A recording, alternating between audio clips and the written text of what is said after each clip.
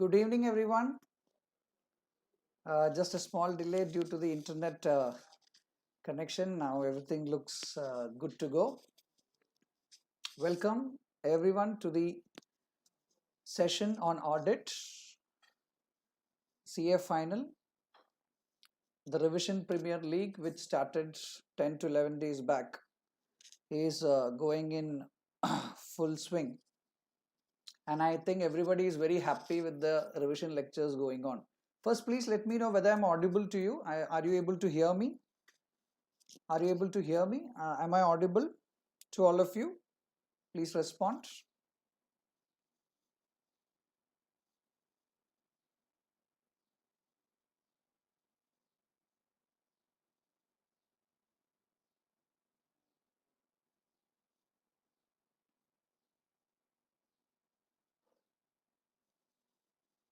Am I audible to all of you?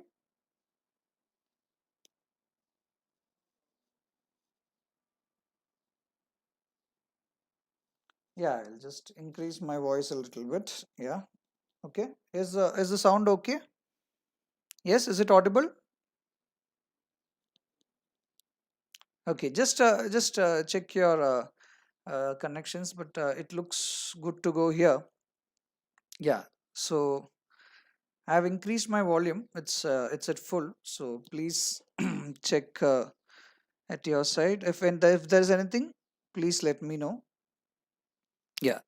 So this Revision Premier League that has started some 10 to 11 days back, I think IDT law and direct tax sessions were completed.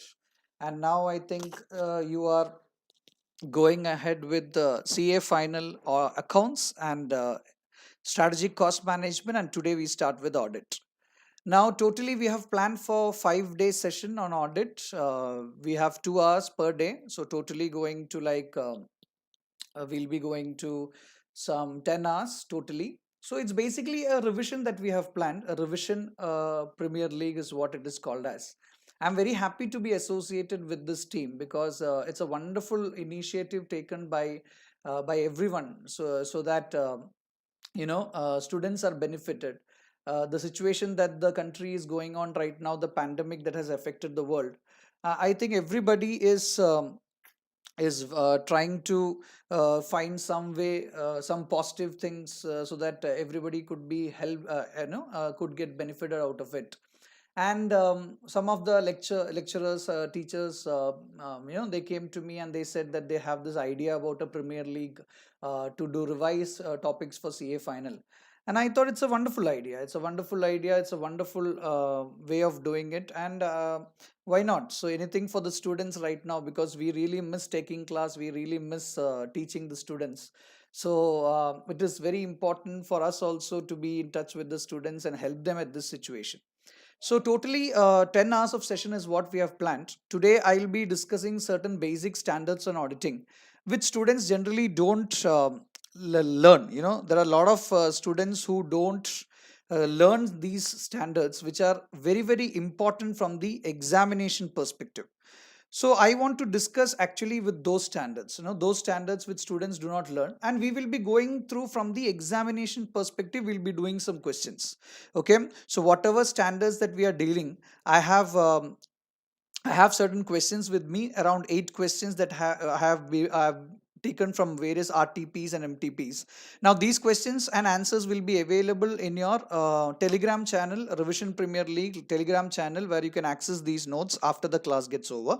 So these notes can be accessed and you can go through these notes, which basically I know one thing, that students, they learn auditing. They learn auditing, they understand auditing, but the biggest problem is they're not able to get marks. The biggest issue is they don't get marks. Everybody is like, sir, I'm able to reach 35, I'm able to reach 30, 35, but I'm not able to reach 40.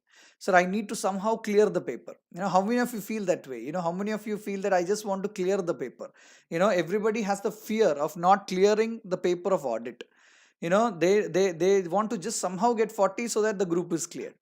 No, that tension of the students of not scoring marks, the basic reason of not scoring marks is because you are lacking in the presentation, you're lacking in certain concepts, you're lacking in how to write the answers in the exam, what not to what to include, what not to include. So there are many things which, put together gives you marks in the exam. And auditing is a core subject for a CA student. It's a core subject for a CA student. So you are expected to have a certain kind of quality in your answers, certain kind of words being used. So during these 5 days that I come, I will tell you a lot of things that you should do, so that you will be able to, convert your 35s into 45s, convert your 45 into 55s, 55 into 65. There are 10-15 marks that you lack, is there are certain things that you don't do, which I will tell you in these 10 hours that I'm spending with you. And I'm telling you, by the time you finish these 5 sessions, you will surely be able to understand why you went wrong. The basic idea of these 5 days is not to teach you audit. Everybody knows auditing, everybody knows audit. The basic idea here is to make you understand why you are losing marks, why you are not able to get marks. That is the biggest problem that students are facing. So my intention here is to make you get those marks. Okay, it's not with the intentions. In 10 hours you cannot teach the whole subject as such. In 10 hours you cannot actually even revise the whole subject as such. It's a very vast subject. Auditing, as you know, there are a lot of chapters to be learned. But if I ask you for CA final, tell me students, for auditing, what are the topics? Generally, three topics students will tell me. One is standards on auditing. Then they will say company are not bothered at all. Do you know why do you actually lose marks? The biggest reason why students lose marks is not focusing on the other miscellaneous topics. Now you have topics like what do you say? You have topics like insurance audit, bank audit, tax audit, or management audit, operational audit, internal audit. Fiscal or audit of public sector undertakings. Then you lots of audits that you usually have. Students tend to give very less importance to it. They don't study those. They say very dry topics, sir. We are not able to learn. We don't want to learn. It doesn't stay in our mind. It doesn't stay in our heads. Everybody has this problem. But actually speaking, the conceptual part is covered in standards on auditing, company audit, etc. The most easiest part, most repetitive questions, most questions for which answers are already given by the institute, is in those topics. Now, if you take a case of management audit, operational audit, there are only very few handful number of questions which you have to learn. You learn those questions and it is all over. You get one out of those questions, maybe 7 questions, 8 questions you have, and you get one out of those questions. But students have this basic issue of not learning it, basic issue of not giving time to those topics, and studying most of the time with standards and company audit and professional ethics. Now what I will tell you is, then sir, why don't you teach these topics in this particular classroom? That is more better. See, I'm telling you, how much ever you listen to those topics, you will get marks only if you sit and study. You have to sit and study and write and study those topics. See, even if you listen to a class of management audit some 10 times, unless and until you sit and study those topics, you're not able to write the answers. Because it is not conceptual questions that comes. It's a direct question. What is a good internal audit report? Now, why is that the employees do not accept a management auditor? What are the behavioral aspects? Now, all those are very direct questions. Now, those questions as a faculty, I am not anyone who can teach you concept for those topics. I can also make you repeat and learn. But there again, when you repeat and learn, today you will remember. Now, after 5 days, you don't revise it. It's all over. And it's all over. It's done. So what you have to understand is basically you have to focus on those topics, repeating it, writing and learning. Do you understand? It's not about listening to someone, it's about studying. But these topics that we are going to deal with are certain topics which you feel that you know, but actually you have a lot of areas where you don't learn much for those topics and you start losing marks. Okay, so there are certain topics like that. And I want to take a few questions and then discuss how to present those questions, how to write those answers. That is my basic intention for the revision lecture that I have planned. Okay, so let's start with the basic introductory standard, which I don't know how many of you learned it properly, is your SA 200 of overall objectives of an independent auditor and the conduct of an audit in accordance with standards on auditing. Yeah. So now a lot of students are messaging. Please just focus on the class right now. Any doubts you have, you can post it there. That is okay, no issues. But and please don't have unnecessary messages in the chat. Please, this is a very serious discussion that we are doing. It's for the students, so don't have any unnecessary messages going on in the chat group. Okay, focus on the class, focus on the topics that I'm going to deal with. The basic reason why we have come up with this interactive session is to make sure that we are able to communicate with each other with respect to certain issues that you face. Okay, otherwise we could have gone for a recorded lecture. Okay, in all these cases where the internet connection is a difficulty, there are a lot of issues that we face, but still we are able to come to you live with all the facilities, trying to get the facilities all right, and make sure that you are getting the best at this particular juncture. So please avoid any unnecessary discussions in the chat group and just focus on the topic. Okay, so I think we are good to go ahead. Let's start with the basic standard of SA 200. Now, what is SA 200? Now, SA 200 standards on auditing deals with the overall objectives of an independent auditor and how he needs to conduct his audit in accordance with standards on auditing. Now, the standards that I'll be covering today will be 200, SA 210, then 500, 501, 505, such standards which generally comes for exam. Usually one question comes from these particular standards, one or two questions, but students never pay attention to these standards. Okay. Now, SA 200 talks about the overall objectives of an independent auditor. Now, tell me, what is the overall objective of an independent auditor? Now, who is basically an independent auditor? An auditor who is appointed to audit a financial information where he is expected to express his opinion on that financial information. He is expected to express his opinion on the financial information. There's something called as an opinion. There's something called as an opinion. So auditing is generally done to conduct an independent examination. The independent examination of financial information of any entity, whether profit oriented or not, irrespective of its size or legal form, in order to express an opinion. You can see, in order to express an opinion. So there's something called as an opinion which needs to be expressed by the auditor. Now, let me ask you, what do you mean by opinion? What do you mean by opinion? Now, basically, as an auditor, there are two types of opinion that the auditor can express. Correct? There are two types of opinion which the auditor can express. Two types of opinion. One is called as unmodified opinion. And second is called as modified opinion. The opinion of the auditor is of two types. One is unmodified opinion.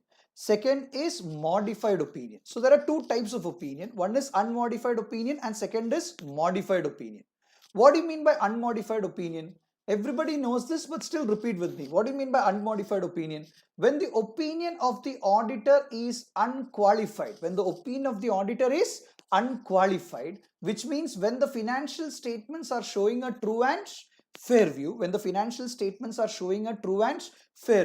we call that opinion to be unmodified. Now, when does the opinion of the auditor become modified? There are three kinds of modifications to the opinion of the auditor. One is called as qualified opinion. Second is called as adverse opinion. And third one is called as disclaimer of opinion. Correct? So basically, opinion of the auditor is of two types. One is unmodified opinion and second is modified opinion.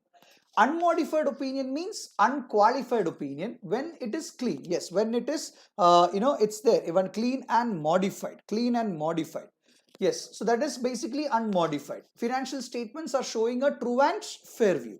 But when do you say an opinion is modified? You say an opinion is modified in three situations. There are three types of modifications to the opinion of the auditor. One, when he is giving a qualified opinion. Second, when he is giving an adverse opinion. And third, when he is giving a disclaimer of opinion. When he is giving a disclaimer of opinion. Now, my question to you is, now please respond to me. Why is that when the financial statements are showing a true and fair view, the opinion of the auditor is said to be unmodified? My question is, why is that when the financial statements are showing a true and fair view, the opinion of the auditor is said to be unmodified? Why do you call it an unmodified opinion? That is my question. Please respond.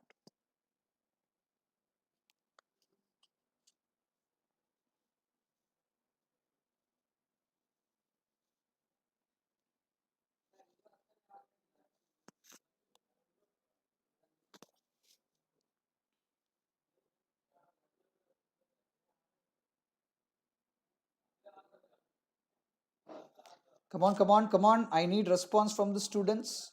Yes. Why do we call why do we call a financial statement showing a true and fair view an unmodified opinion? That is my question. Why do you call a financial statement showing a true and fair view an unmodified opinion? Okay. Vandan S. Kumar is saying when there is no material misstatement.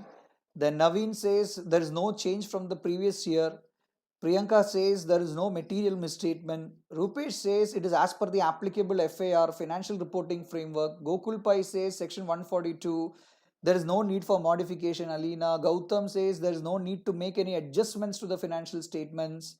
Then Sneha, Kavit, everybody, okay, no misstatements, no evidence found leading to modified opinion. Okay, lot of response as per SA 700. Very good, very good. Now, what you said is actually correct. But to be frank, let me tell you the simple meaning and let me tell you to make you understand the concept behind this. Now, a financial statement that the auditor audits, it is already prepared. Who has prepared it? The entity has prepared it. The management has prepared it, correct? And the financial statement prepared by the entity should show a true and fair view of its state of affairs. Yes or no? The financial statements or the information prepared by the entity should be showing a true and fair view. So the entity has prepared or should prepare a financial statement which should show a true and fair view of its state of affairs. Now the auditor comes and examines the financial statements. Now listen carefully. Now the auditor comes and examines the financial statements, and once he examines the financial statements, his opinion is also equal to the opinion given by the entity. That means he also says the financial statements are showing a true and fair view, where the auditor says, I don't have a different opinion from the entity. The entity tells everyone that their financial statements are showing a true and fair view. I also agree to the opinion given by the entity saying that it is a true and fair view showing financial statements. That is why the opinion of the auditor is said to be what? Unmodified. Unmodified, because the financial statements should show a true and fair view of the state of affairs of the entity. The opinion of the auditor is not different, not modified from the opinion of the entity. What will be the opinion of the entity? Entity's opinion always will be financial statements showing a true and fair view, because they need to prepare a financial statement which will show a true and fair view of the state of affairs of the entity. Now, when a financial statement is prepared in a true and fair view, and the auditor examines the financial statements, and he also gives the same opinion. He also says, I do not have any different opinion. My opinion is same. I also say it is true and fair view. There is where the opinion of the auditor is said to be what? Unmodified. Are you getting the concept, my students? Do you understand why it is called as unmodified opinion? Why it is called as unmodified? Why it is called as unqualified? Because when you have something to say, When you have some kind of a difference that you have, you call it as a qualification.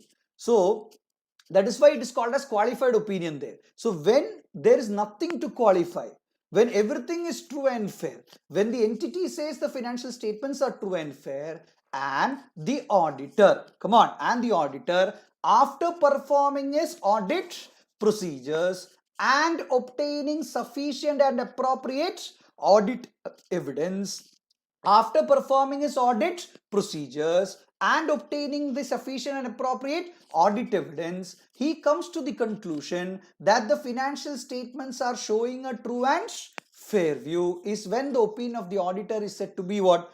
Unmodified. Opinion of the auditor is said to be unmodified. Are you getting my points? Are you getting my point, my students? Are you able to understand why it is called as unmodified? Why it is called as unmodified? It is called as unmodified because the financial statements are showing a true and fair view, and whatever the financial statements have been prepared by the entity, some people said financial statements needs to be prepared as per what? The financial statements needs to be prepared as per AFRF. Can you tell me what is the full form of AFRF?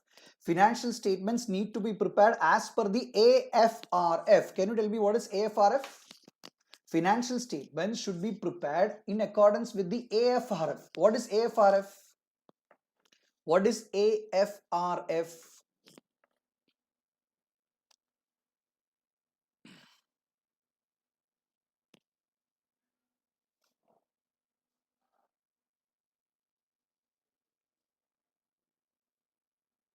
What is AFRF? What is AFRF?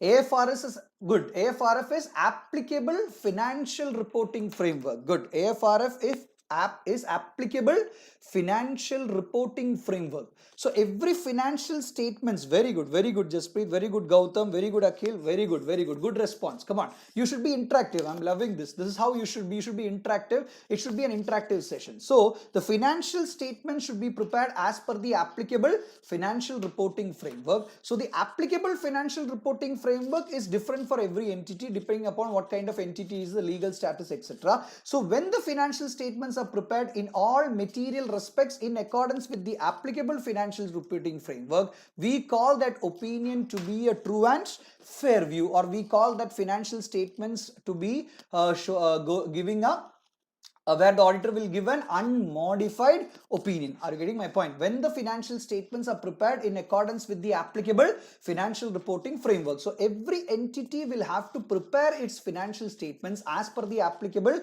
financial reporting framework, and when the auditor feels that the financial statements are prepared in all material respects in accordance with the applicable financial reporting framework, the auditor's opinion will be unmodified as per SA 700. As per SA 700. So when the auditor feels that the financial statements in all material respects is prepared as per the applicable financial reporting framework, the opinion of the auditor will be unmodified as per SA 700. As per SA 700. I'll be teaching audit report in the next session tomorrow, where you have a clear picture about completely the opinion of the auditor. Are you getting my point? Here is just a brief discussion about opinion right now. Now I said there is a modification also. Opinion is of two types. One is unmodified and second is what? Modified. There are three kinds of modification. One is qualified, second is adverse, and third is what? Disclaimer of opinion. Okay. When do you give qualified opinion? When the auditor feels the financial statements are showing a true and fair view subject to certain reservations. Subject to certain reservations. That means auditor has certain reservations in saying that the financial statements totally is showing a true and fair view. So there are certain reservations which does not allow him to say the complete financial statements are showing a true and fair view. So subject to those reservations, everything else according to him shows a true and fair view. There is where the opinion of the auditor is given. Auditor gives what opinion? A qualified opinion. Now why is qualified opinion called as a modified opinion? Why is qualified opinion is called as modified opinion? Qualified opinion is called as modified opinion because the financial statements that the entity prepared is showing a true and fair view. But the auditor does not believe that the financial statements are showing a true and fair view. He has certain reservations. So understand, entity says their financial statements are showing a true and fair view, but the auditor says the financial statements are true and fair subject to certain reservations. Subject to certain reservations. I repeat, entity believes their financial statements are showing a true and fair view, but the auditor, after his examination, believes the financial statements are showing a true and fair view subject to certain reservations. Are you getting my point? So the entity says financial statements are showing a true and fair view, but the auditor says the financial statements are showing a true and fair view subject to reservations. That means there is a difference of opinion between the entity and the auditor with respect to the true and fair view of the financial statement. There the opinion of the auditor is said to be modified. Opinion of the auditor is said to be modified. What kind of modification is this? This modification is called as qualified opinion. This modification is called as qualified opinion. Are you getting my point? So basically that is why it is called as qualified opinion. Okay. Same way, when the financial statements entity believes is showing a true and fair view, but the auditor believes that the financial statements are not showing a true and fair view. The auditor believes the financial statements are not showing a true and fair view. The opinion of the auditor is said to be modified. The modification is called as adverse opinion. Modification is called as adverse opinion. Modification is called as adverse opinion. And finally, when the auditor is unable to express his opinion, the auditor is unable to express his opinion due to lack of sufficient and appropriate audit evidence. See here, the entity believes that the financial statements that they have prepared is showing a true and fair view.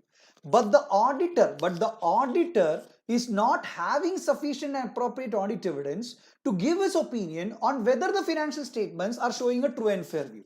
There is when the auditor will disclaim his opinion. The auditor will disclaim his opinion. Disclaim his opinion. So here also the entity believes that the financial statements are showing a true and fair view, but the auditor is not able to express his opinion is when he will give a disclaimer of opinion. Okay. So can you please repeat with me, what are the two kinds of opinion of the auditor? One is called as, come on, unmodified opinion. When I say repeat, please repeat. Repeat with me there. I know I'm not able to see you, but you have to repeat with me. Okay, so there are two kinds of opinion. One is called as unmodified opinion. Second is called as modified opinion. What is unmodified opinion? Unmodified opinion is also called as unqualified opinion when the financial statements are showing a true and fair view. When do you give modified opinion? Modification is of how many types? Three types. One is called as qualified opinion. Second is called as adverse opinion. Third is called as disclaimer of opinion. When do you give qualified opinion? When the financial statements are showing a true and fair view subject to reservation. When do you give an adverse opinion? When the financial statements are not showing a true and fair view. When do you give disclaimer of opinion? When the auditor is unable to express an audit opinion due to lack of sufficient and appropriate audit evidence. Now, why the opinion is called as unmodified? Because when the financial statement prepared by the entity is showing a true and fair view, and the auditor also believes that the financial statements are showing a true and fair view, is when you give an unmodified opinion. Whenever there is a difference of opinion with respect to the true and fair view of the financial statement with the auditor and the entity, the opinion of the auditor will be modified, because that modification has to be communicated to the users of financial statements. Do you understand? You may be thinking, why is sir spending so much time? Why is sir spending so much time on opinion, which is an IPCC topic? So you're doing CA final, sir. What are you wasting your time like this? We are not sitting here to waste our time. We want good topics. We want very, very good topics, difficult topics. You cannot teach easy topics like this in a revision Premier League, sir. Now, why am I spending time so much? Because this is what is asked in the exam. If you don't know this, tomorrow what I teach you for audit report. Now, many people are asking me practical examples. Practical examples, can you tell me what are the practical examples, sir? Can you give us for a few examples? I will give examples tomorrow when I teach you audit report. Now, the base of audit report is what I have discussed right now. The base of audit report, the base discussion of audit report. This is the basic thing that you should know first. What are the two types of opinion? Why it is called as unmodified? Why it is called as modified? Now, you know what happens in the exam?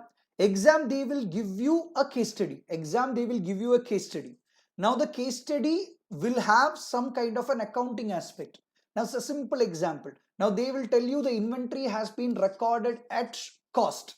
even when the net realizable value is lesser than cost. Inventory is valued at cost even when the net realizable value is lower than cost. Now we understand that it should not be recorded that way, but management has recorded it that way. Correct? Now if the management continues to record it that way, can you say the financial statements are prepared as per the applicable financial reporting framework? Come on, you tell me. Can you say the financial statements are prepared as per the applicable financial reporting framework? No. You cannot say that. Why? It is because the inventory valuation is not properly done. Correct? Now in the exam, what will happen? The management's view will be something. They will be asking the auditor's view.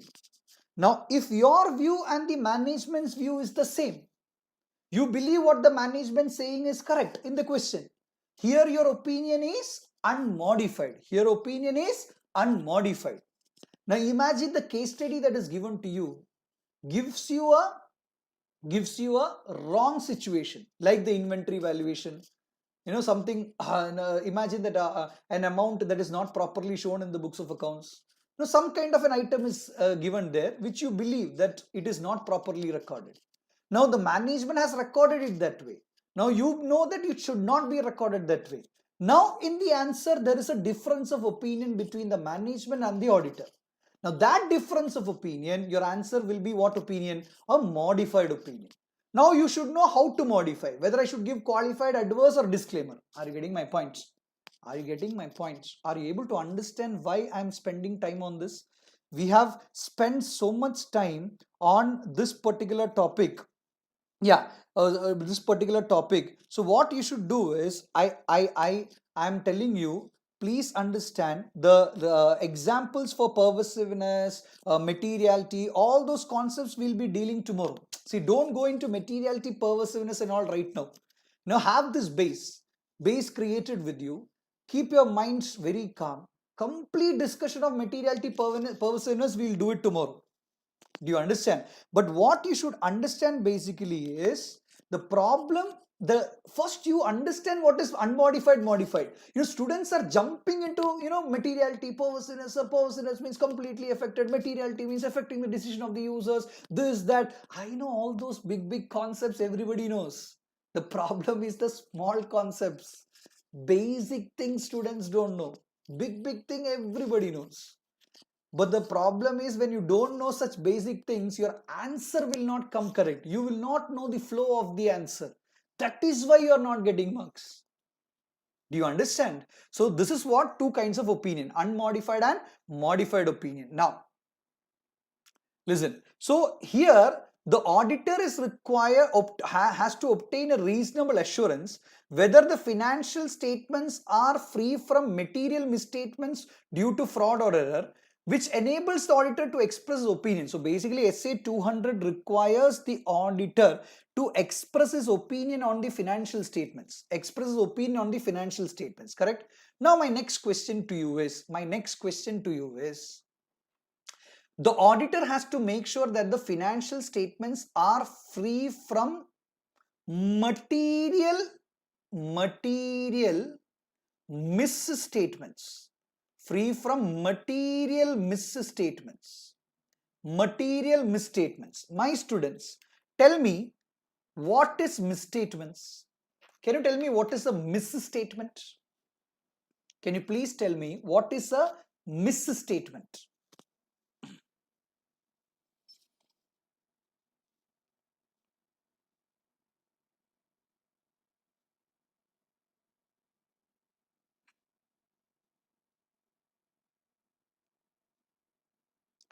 Everybody, let me tell you, the Gokul Pai, Manisha, Manisha, all those students ask me doubts about how the opinion will be expressed. I know, I'm very happy to say it. You are getting interested in knowing it. I'll explain it tomorrow. Let us have a suspense. Do you understand? Everything doesn't come on the single day. Okay, this much you know today, tomorrow you'll know the rest. Something should be there for tomorrow. Yeah, so we'll do it tomorrow about the different types of opinion. Don't worry on that part. You understood unmodified, modified, everything? Chalo, enough. That is enough for the day. Okay, as far as opinion is concerned. Now tell me what is a misstatement. Tell me what is a misstatement.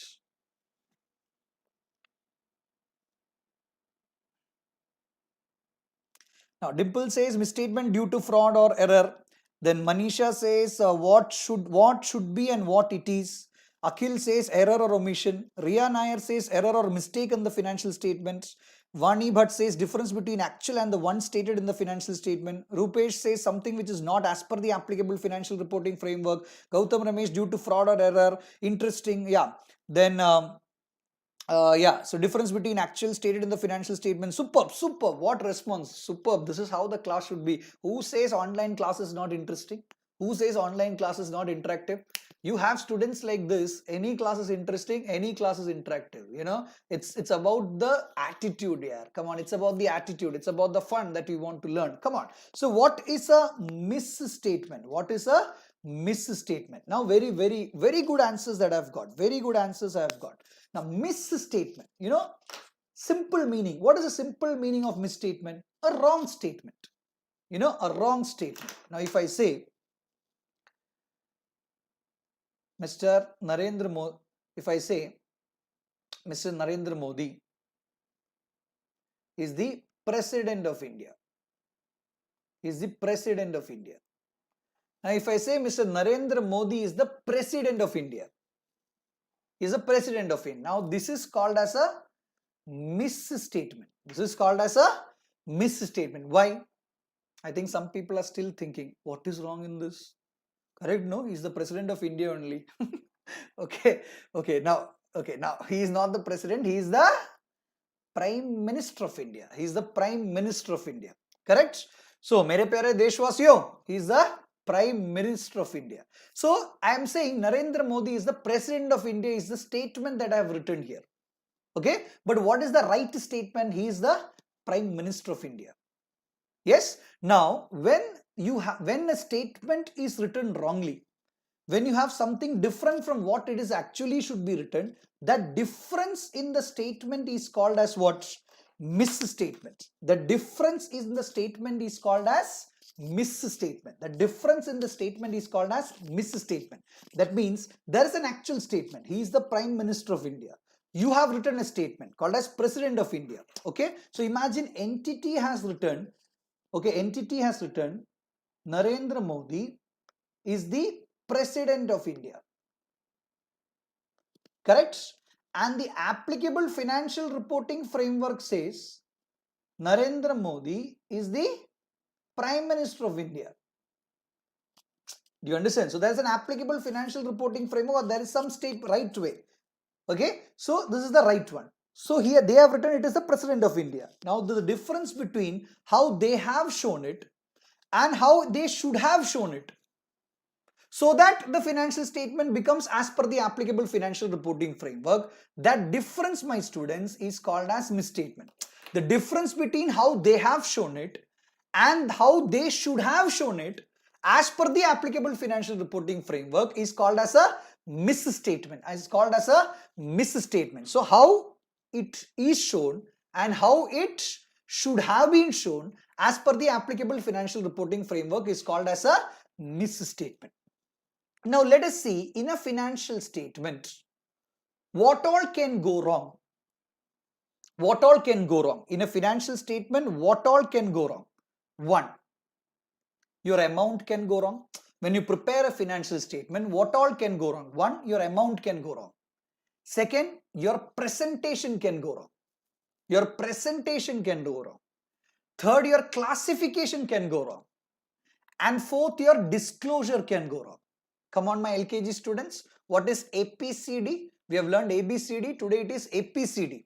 Okay, 4 things can go wrong in a financial statement. 1. A for amount. P for presentation. C for classification. D for disclosure. Come on, repeat with me. A for amount. P for presentation. C for classification. D for disclosure. So 4 things can go wrong in a financial statement. You can just think about your accounts examination that you have written in CA. You will get all the points. Why do you lose marks in accounts? 1, because maybe your amount is wrong. Second, maybe because your presentation is wrong. Third, maybe because your classification has gone wrong.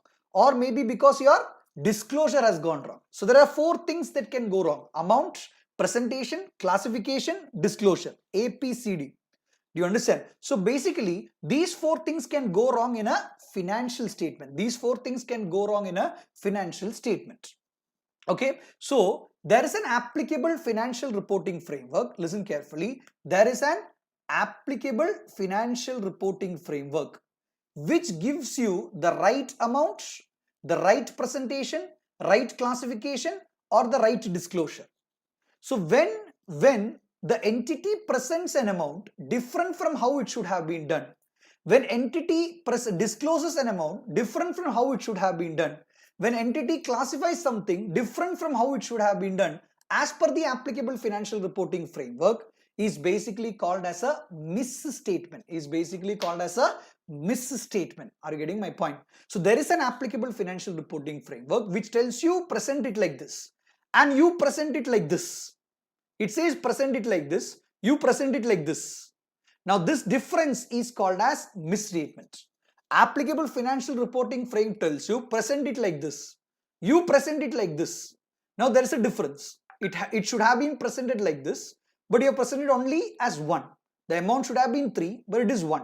Now this difference is basically called as a misstatement. So whenever the financial statement is not prepared as per the applicable financial reporting framework, it will be because the financial statements will have certain misstatements. Do you understand? Misstatements. Okay, misstatements. Okay, misstatement. Presentation going wrong means you have presentation in schedule 3. You have a presentation how to present every particular item in schedule 3. You know how to present, where it should be presented. So when you don't present it in the right heading, right subheading, it is basically a wrong presentation of the item.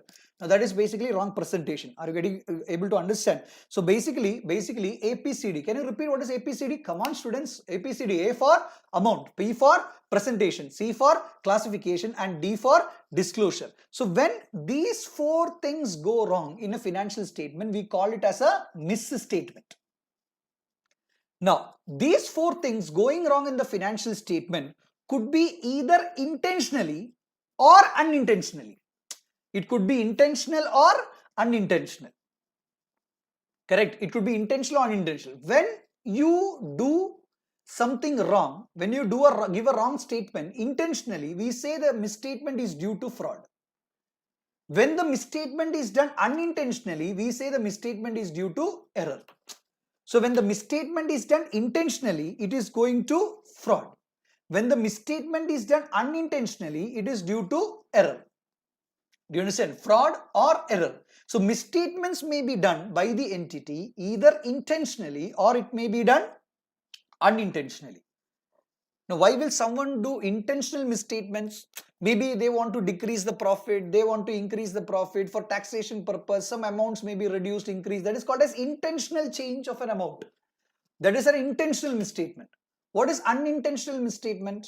No, they did not know that it had to be presented that way, it had to be classified that way. Some amount which the calculation went wrong, unintentional, wrong calculations. Those we call it as errors, misstatements due to errors. So misstatements in a financial statement could be either due to fraud or either due to error. Misstatements can be due to either due to fraud or either due to error. Are you getting my points? Are you getting my points? Now, again, sir, why are you spending so much time on this, sir? One definition of misstatement. I am a CA final student. Why do I have to learn about misstatement definition? So this is too much. My students, again, understand. When you get a case study, in the exam, obviously questions are case study. What happens? Your case study will have a situation. Either there will be a wrong amount, or there will be a wrong presentation, or there will be a wrong classification, or there will be a wrong disclosure. This would be in your case study. You will have to identify whether there is a wrong amount, whether there is a wrong presentation, whether there is a wrong classification, or whether there is a wrong disclosure. And 100% it will be there. It will be there. This is what you identify. And you understand that there is a misstatement. Then you should know what to do. To know what to do, you should know SA 450. I'll be dealing tomorrow. Once you finish 450, you go to SA 700, 705, that is your opinion. Are you getting my points? You should be able to identify from the question what has gone wrong. Nobody does this. No CA student thinks this way. His intention is he just read and go. He'll not even know how the question is asked. You should be able to identify, okay, they are saying the amount has been wrong. Oh, they are saying that this particular disclosure should have been done, but the disclosure has not been done. So for that, what should be your knowledge? You should have proper knowledge about applicable financial reporting framework. In CA final, you should have proper knowledge about applicable financial reporting framework. Do you understand? Applicable financial reporting framework. That means you should have knowledge about in the AS, you should have knowledge about accounting standards, you should have knowledge about Schedule 3 requirements. All this knowledge you should have, proper knowledge of the applicable financial reporting frameworks. You know, if you take a bank audit, you should know about bank's financial statements. Insurance audit questions, you should know about insurance accounts. Unless and until you have knowledge of the accounts, you will not be able to identify what has gone wrong in the question. And it is important for you to identify that also, which gives you an added impact in the answers that you write. Are you able to understand why I am discussing these 4 points? No, these are some things that you don't do. See, my intention 5 days, 2 hours is not to teach you complete audit. You have a lot of lectures here and there available everywhere to learn about audit. My intention is to make you identify where you are going wrong, why you are going wrong, how should you approach a question. Always keep in mind 4 things: amount, presentation, classification or disclosure. Presentation or disclosure. Surely it will be one of these in the question and you need to identify it. You should tell it. It should have been shown this way. Now it has not been shown. So I have to modify my opinion. Do you understand? Because they had to prepare the financial statement as per the applicable financial reporting framework. But they are not showing it. Examples I'll give you tomorrow. Okay. So financial statements prepared by the entity should be showing a true and fair view. And the auditor should make sure that the financial statements are free from material misstatement. Free from what? Material misstatement. This particular notes that is there here will be uploaded in the Revision Premier League Telegram channel after the session gets over. These notes you will get it there. You can access these notes. Okay. So basically, material misstatements. Why do you focus on material misstatements? Because not all the misstatements will affect the auditor's opinion. For whom is the auditor conducting audit? You tell me. For whom is the auditor conducting audit? For whom is the auditor conducting audit? For whom is the auditor conducting audit? Why is audit done actually of financial statements? For whom? Tell me.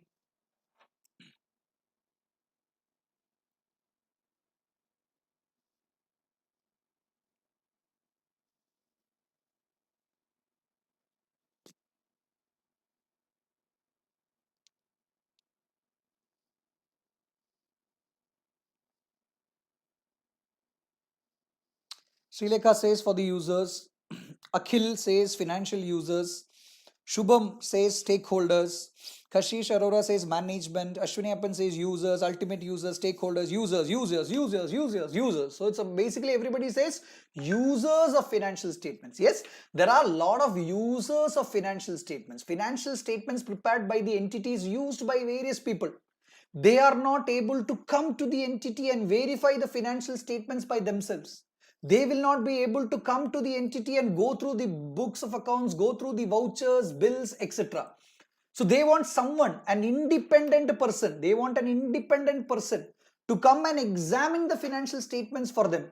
Because why? Because the financial statements presented to them are said to be showing a true and fair view. What do you mean by showing a true and fair view? Which means the financial statement does not contain any material misstatement. So when the entity says the financial statement prepared by the entity does not show any material misstatement, they want an independent person to come and examine that financial statement and give them a reasonable assurance. Give them a reasonable, sorry, give them a reasonable assurance. Give them a reasonable assurance that the financial statements are free from material misstatement. Are you getting my point?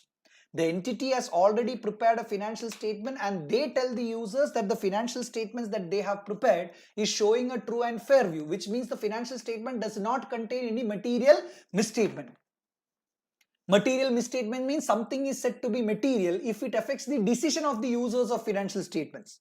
So the entity says, I have prepared the financial statements in a true and fair view.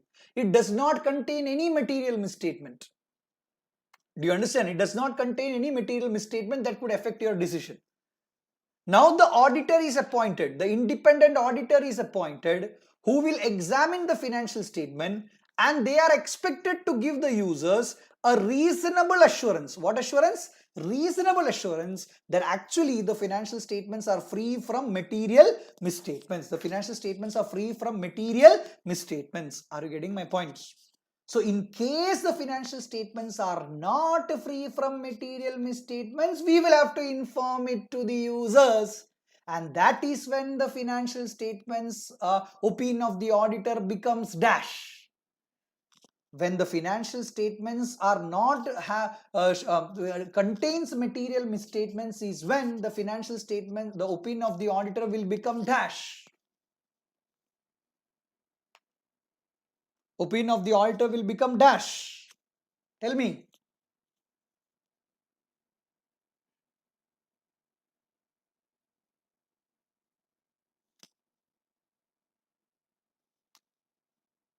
Mahitosh says modified. Come on, come on. Modified. Siddesh says modified. Vani Bhatt says modified.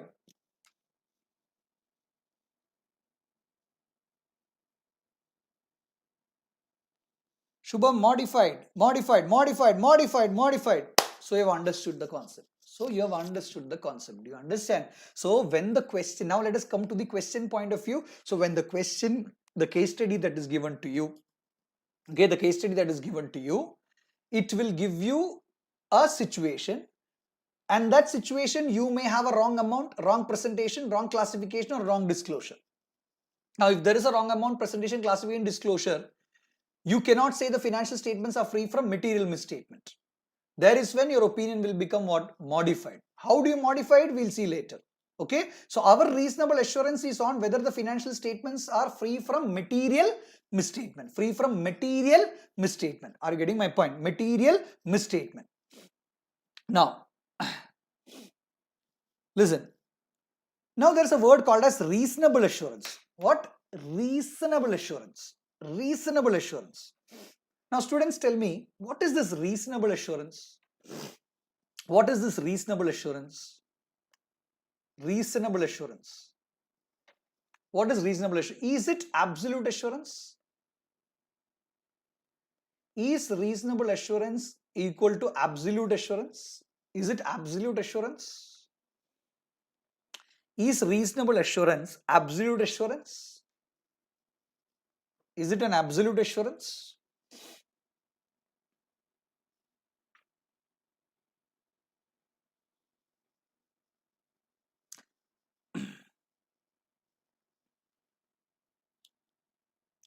No, it is not an absolute assurance. Okay. Is it a moderate assurance? Is it a moderate assurance? Is it a moderate assurance?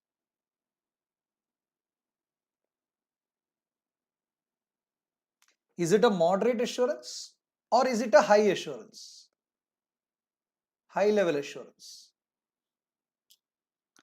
Is it a moderate assurance or is it a high level of assurance? Is it moderate or high level of assurance?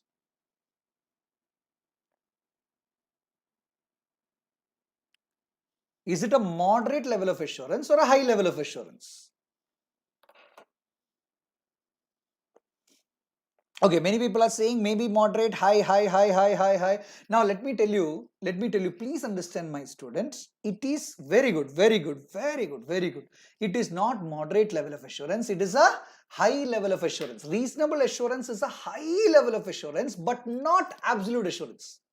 It is not reasonable assurance. It is not reasonable assurance. It is reasonable assurance. Do you see the difference? The word is the same, but the way you pronounce it, way you say is different. It is not reasonable assurance. It is reasonable assurance. It is a reasonable assurance, high level of assurance. But it is not absolute assurance. It is not absolute assurance. It is reasonable, but not, it is reasonable, but not absolute. But it is not the, that kind of reasonable assurance. It's a high level of assurance, but not absolute assurance. But not absolute assurance. Now, my question to you is, why auditor cannot express absolute assurance? Why is that the auditor is not able to give absolute assurance? Is my question. Why is that the auditor not able to express absolute assurance? Why is that the auditor is not able to express an absolute assurance?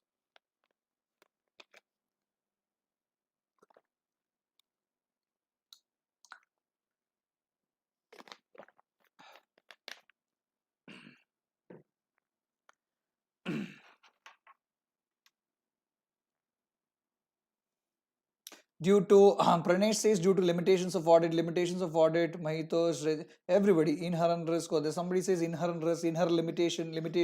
I think everybody knows. Good. Very good. It is because auditing has certain inherent limitations. Auditing has certain inherent limitations. Very good. Inherent limitations.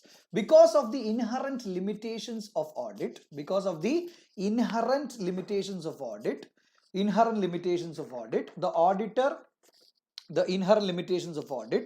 auditor is unable to express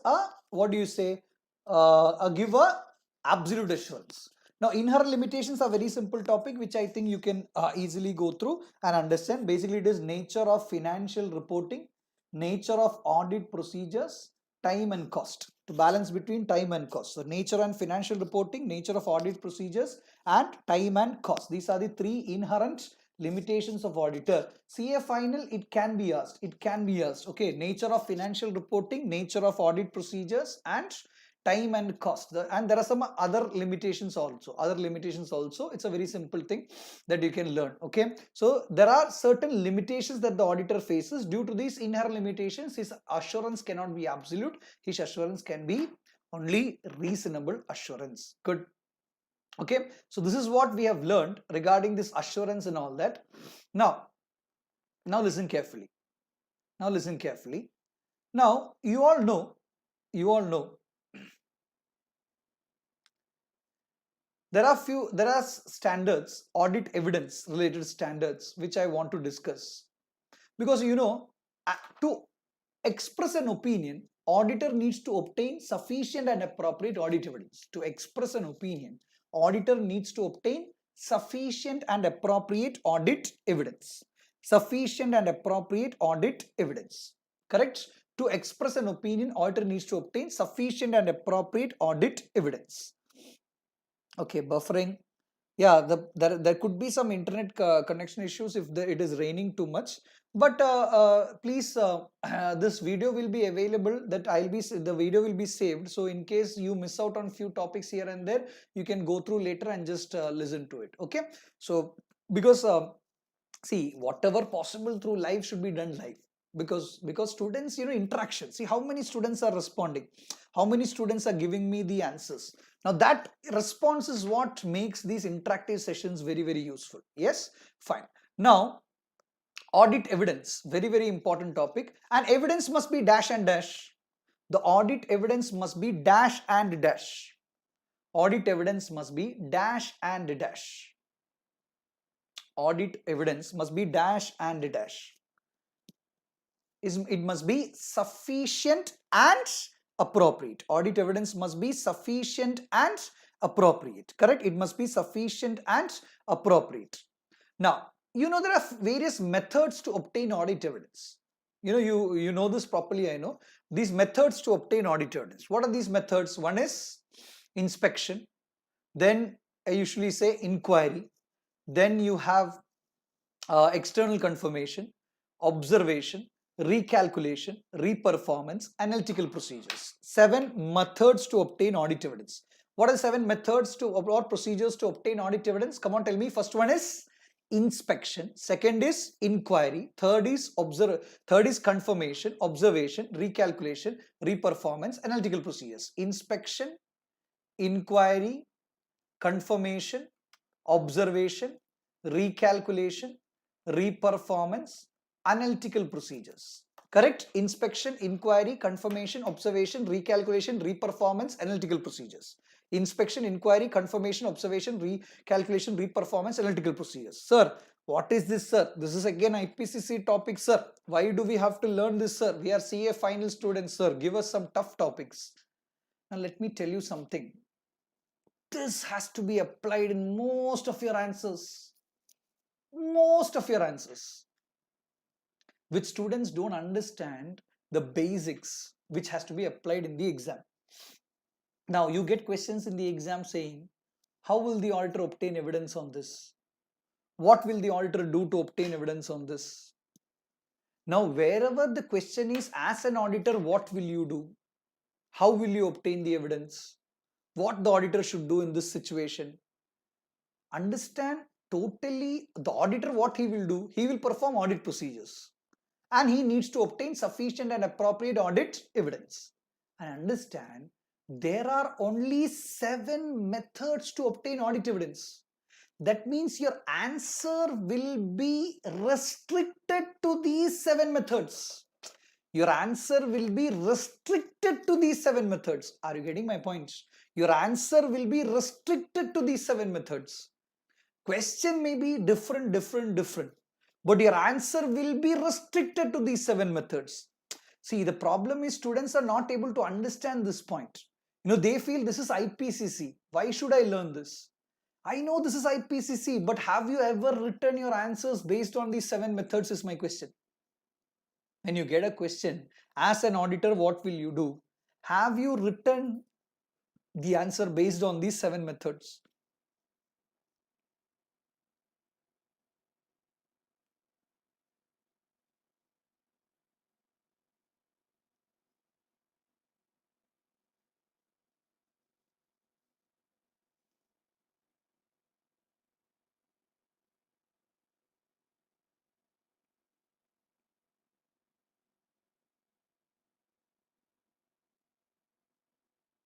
Shubham says no, not written.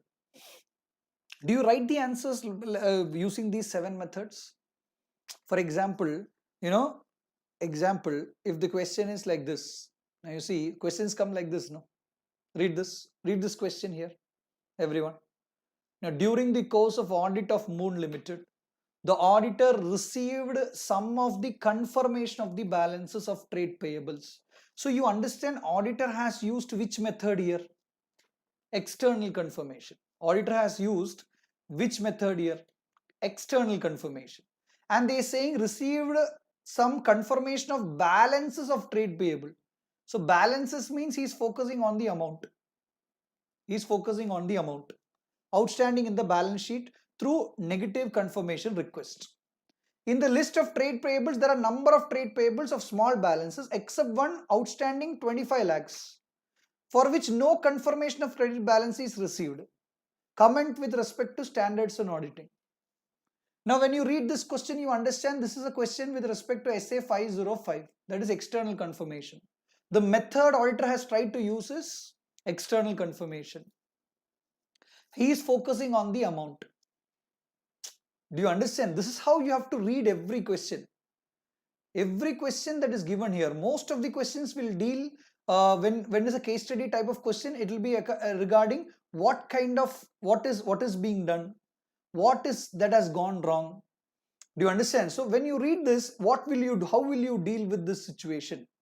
When these questions are asked, how will you deal with this situation? Basically, the situation will be dealt by obtaining sufficient and appropriate audit evidence. And for obtaining sufficient and appropriate audit evidence, you will have to use these how many methods? 7 methods. You have to use these 7 methods. So every answer will be either inspection or inquiry or confirmation or observation or recalculation or reperformance or analytical procedures. Are you getting my points? Every answer will be using these 7 methods, combination of these methods, or some of the methods, only a single method. So you should always think these 7 methods are extremely important from your examination perspective: inspection, inquiry, confirmation, observation, recalculation, reperformance, analytical procedures. Now dealing with CA final, important topic is external confirmation. Okay, external confirmation. Now going to external confirmation, now let me tell you my students, as far as the topic of external confirmation is concerned, you can please download the material of IPCC. CA intermediate material can be downloaded. CA intermediate material can be downloaded, and you can learn external confirmation from that material. It's beautifully explained in that material, which is more than enough. Okay, so you can go through external confirmation from the CA intermediate material. CA intermediate material, external confirmation. Now see what is the definition of external confirmation. Now before I go to the definition of external confirmation, let me ask you something. Now this external confirmation that you obtain, from whom do you obtain external confirmation is the question. My first question is, from whom do you obtain external confirmation? From whom do you obtain external confirmation is my question. From whom do you obtain external confirmation? It is a confirmation obtained externally. Yes. So you are trying to get confirmation from whom? You are trying to get confirmation from whom? You are trying to get a confirmation from a third party. Correct. You are getting confirmation from a third party. In this standard, this third party is called as confirming party. Called as what party? Confirming party. So you are trying to obtain confirmation from a third party. That is called as the confirming party. Correct? So who is trying to get the confirmation? The auditor. The auditor is trying to get some confirmation from which party? From the third party. From the third party. Correct? So auditor is there, the client is there. Now you need some confirmation from a third party. Now why do you need confirmation from this third party? Because there is something related to the financial statement of the client which is, with this third party. So there is something of the third party, some kind of a transaction that they have entered with the client, which is affecting the financial statement of the client.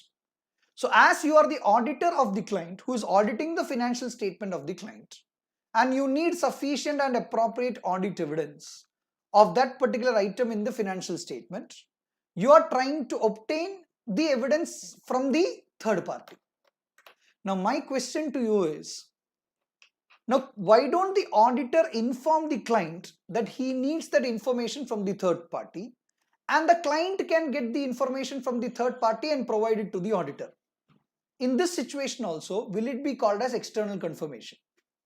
Now the auditor is informing the client that he needs some external confirmations from a third party, and the client gets the confirmation from the third party and gives it to the auditor. Can we call this as an external confirmation? Whatever confirmation you required from this third party, you are requesting the client to get that confirmation for the auditor, for you. He is getting the confirmation from the third party and providing it to you. Can this be called as external confirmation is my question.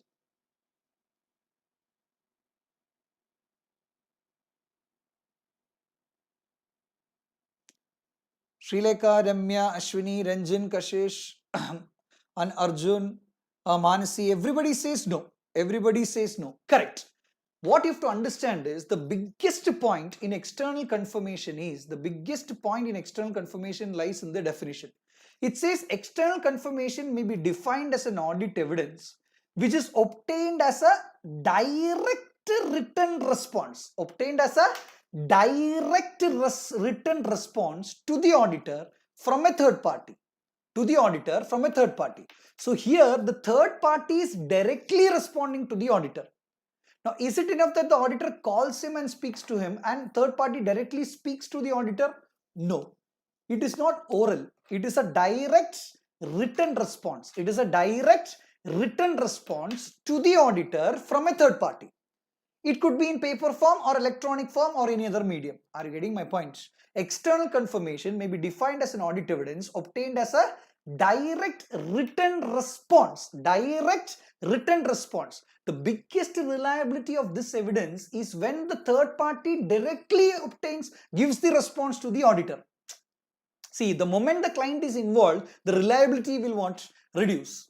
Why do we go for this type of a method? Is to obtain it directly. Obtain the confirmation directly from the third party. Are you getting my points? Totally, we have how many methods to obtain audit evidence? Come on, everybody, how many methods? Inspection, inquiry, confirmation, observation, recalculation, reperformance, analytical procedures. Yes or no? Yes or no? Now imagine there is a creditor or there is a debtor. Okay, there is a debtor. There's a debtor who has to pay some 1 lakh rupees to the entity. Who has to pay how much? 1 lakh rupees. There has been a credit sale and the debtor has to pay 1 lakh rupees to the entity. Now the debtor will be shown in the balance sheet. Now the debtor is which party? The third party. Now you have the bills in the entity. You have the invoices in the entity. But you are not satisfied with whatever evidence is available within the entity. So what do you do? So what do you do? So what do you do? You will want to contact the third party directly and get confirmation about his balance directly from the third party. You don't want the client to get the confirmation for you. That is why this method is one of the most important method as far as the auditor is concerned, called as what confirmation? Come on, external confirmation. And this is not orally, it is in writing. In writing means it could be paper form or electronic form. And it is obtained directly by the auditor. Tell me the definition. External confirmation may be defined as an audit evidence obtained as a direct written response. Direct written response to the auditor from a third party in paper form, electronic form, or any other medium. Any other medium. Okay. Now listen carefully. Yeah, SA 505 can be considered as one of the best sufficient and appropriate audit evidence if you obtain. Correct. Correct, Sajuddin. You can consider it that way. Very good. Now listen carefully. External confirmation. Now my questions, listen to me carefully. Now can you see definition of external confirmation here? Yeah, there are two types of request. Now my question to you is, now if the third party has to respond to me, see, he will respond only if I ask him something. Only if I ask him, he will respond. Why will someone respond if nothing is asked to him? So first the auditor has to send a request to the third party for which the third party will respond. The auditor will have to send a request to the third party for which the third party will respond. For which the third party will respond. Are you getting my point? So basically, if you look into, the third party is responding to the request sent by the auditor. So auditor can actually send two types of request. Auditor can actually send how many? Two types of request. What are two types of requests that the auditor can send? One is called as positive confirmation request and second is called as negative confirmation request. So there are two types of requests that the auditor can send. One is called as positive confirmation request. Second is called as negative confirmation request. So there are two types of requests that the auditor can send. So I repeat, request need to be sent by the auditor and for that third party is going to respond. So request needs to be sent by the auditor and for that the third party will respond. Now what is the request? What is the type of request that the auditor can send? One, he can send a positive confirmation request. Second, he can send a negative confirmation request. Negative confirmation request. Now, what is the difference between positive confirmation request and negative confirmation request? CA final, very, very important. Now, why do you call a request to be a negative confirmation request? Now listen to me carefully. Now, imagine I told you, let's take an example. Let's take an example. Rajnikant. Okay, Mr. Rajnikant, superstar Rajnikant has given 25 lakh rupees loan to Reliance. Now you are the auditor of Reliance. You are the auditor of Reliance. So Rajnikant has given 25 lakh rupees loan to Reliance. Mr. Ambani, Reliance. And you are the auditor of Reliance now. Now while auditing the financial statement of Reliance, you find there is a loan taken from Mr. Rajnikant for rupees 25 lakhs by Reliance. Now you are like, huh? Why will Ambani or Reliance take a loan from superstar Rajnikant? Now you are a little confused. You have all the evidences available in Reliance. The loan agreement, the bank statements are all available. But still, as an auditor, you feel, I need to get more sufficient and appropriate audit evidence. Now, in that case, the auditor decides to send a request to get confirmation from what? Rajnikant, superstar. Now, what the auditor is doing now? Auditor wants to get direct confirmation from the superstar. Now, you are the auditor. Now, superstar has to directly respond to you. Now, superstar is going to directly respond to you. That response given by superstar is called as dash. Now, superstar has to directly respond to you. The response given by superstar to you, the auditor, is called as dash. The response given to the auditor from the superstar is called as dash.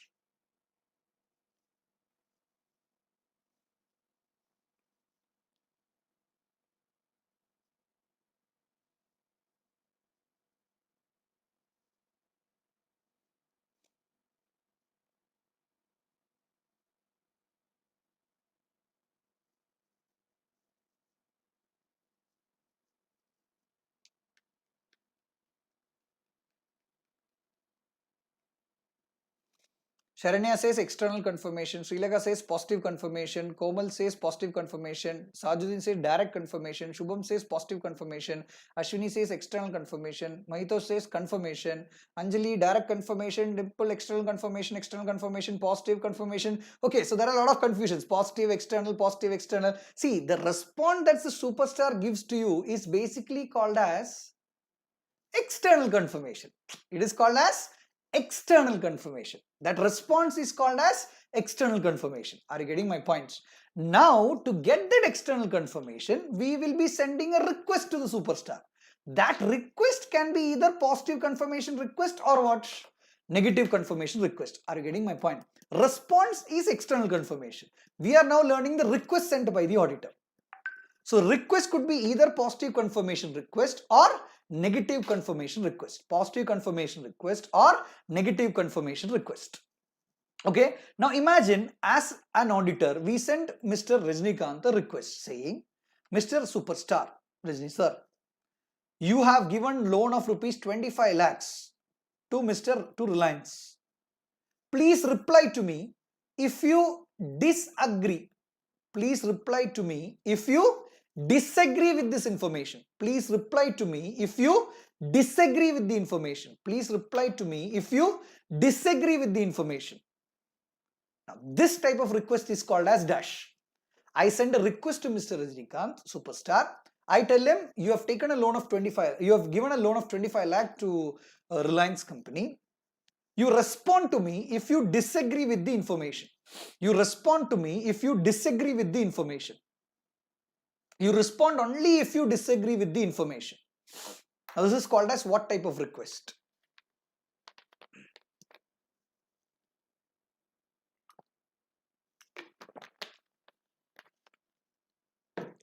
Correct. What most of you told is correct. This is called as a negative confirmation request. This is called as a negative confirmation request. Why? Because the auditor wants a reply only if there is a disagreement. Auditor wants a reply only if there is a disagreement. Only if there is a disagreement. So he is expecting superstar to reply only when there is a disagreement to the information provided in the request. If there is a disagreement to the information provided in the request. So auditor will provide an information in the request. And if the third party, that is superstar in this case, and in the information that is given, the auditor says, superstar, please respond to me only if you disagree with this information. That means what is the information in the request? That you have taken a loan for 25 lakhs. You have given a loan for 25 lakhs. Now, if you disagree with the information, you respond to me. That is basically called as negative confirmation request. So you tell me, what is positive confirmation request? What is positive confirmation request? What is positive confirmation request? What is positive confirmation request?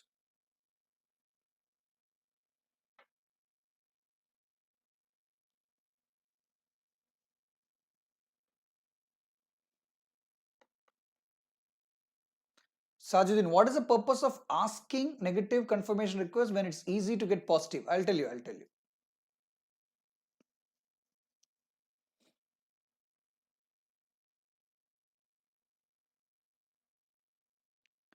Dimple says reply whether or not disagree. Sharanya says respond in all cases. Respond both negative and positive. Kashish Srilekha says whether agree or disagree. No, reply even if he agree or not. Arjun says respond even if he agrees. Regin says third party has to respond. Okay, that means the positive confirmation request. Wait, I think all the students are almost getting the point. Positive confirmation request is a request where the auditor needs a response. He needs a response. He needs a response whether he agrees or whether he disagrees. I tell the superstar, you have given loan of 25 lakhs to Reliance. Please reply to me whether you agree, whether you disagree to the information. See, I want to know whether you agree or whether you disagree to the information. In negative confirmation request, I want to know only if you disagree to the information. But in case of positive confirmation request, I want to know whether you agree or whether you disagree to the information provided in the request. Which means I want a reply. I want a reply in case of a what request? In case of a positive confirmation request. So now listen carefully. Some students have a doubt. Why is that we are going for a negative confirmation request when there is a positive confirmation request? See, positive confirmation request, you are forcing the third party to respond. Okay, even if he agrees or disagrees. So only when you feel the risk is very high and you need a response for sure is when you have to go for positive confirmation request. Otherwise, imagine that the third party is anyways going to respond to you. He will respond to you. He's a good person. He's a nice person. Now, why do you want a reply? Why do you want a must reply from him? You might feel, okay, let me send him a request. If he disagrees, anyways, he'll reply to me. If he disagrees, anyways, he's reply to me. That means if he agrees, he'll not reply. So the moment I don't get the reply, I would come to an assumption that he has agreed to me. Are you getting my point? In such cases, it is better to use what? Negative confirmation request. But when the amount is very high and when you feel there is a high chance of a material misstatement, in those cases, you need a positive evidence. You need a positive evidence showing that this transaction has happened. In that case, you will have to go for what? Positive confirmation request. It's as simple as if the auditor needs to have a positive evidence with him to prove the transaction true and fair view in the books of accounts, or prove the transaction is not shown properly in the books of accounts. When he needs that positive evidence, he will surely go for positive confirmation request because he needs an evidence with him that he agrees, disagrees. But when that evidence is not actually required, but he just needs a confirmation whether there is any disagreement. In that case, he can anyways prefer what? Negative confirmation request. Are you getting my point? So it is not, it is basically the auditor's discretion to decide whether he wants to go for positive or whether he wants to go for what? Negative confirmation request. There are certain factors which will affect your design and all that. But what you should understand is normally, it's the auditor who discretion. He decides whether he wants to send positive or whether he wants to send what? Negative confirmation request. Do you understand? But generally, this two types of request is there. In cases where you feel the debtor will respond to you, the third party will respond to you. Now, why do you want to get him respond to something which he agrees? So you might feel even a negative request is okay. I will get a response anyways if he disagrees to me. Do you understand? So that is the case where you go for positive negative request also. So there are two types of confirmation request. One is called as positive confirmation request and second is called as negative confirmation request. So there are definitions here. Can you just go through a definition? Positive confirmation request is a request that the confirming party responds directly to the auditor, indicating whether the confirming party agrees or disagrees with the information in the request or providing the requested information. See, even in case where you want some information from which party? From the third party. When you want the information from the third party also, you will have to send what? Positive confirmation request. You will have to send positive confirmation request. Okay, the professional judgment of the auditor. Correct, professional judgment of the auditor. Yeah, positive confirmation request. Now, when you want a reply only when he disagrees, you want a reply only when the third party disagrees, you go for a negative confirmation request. Now, you see three definitions here. Now, my question to you, CA final students, do you learn definitions when you go for exam? Do you learn definitions when you go for exam? CA final exams. Do you learn the definitions?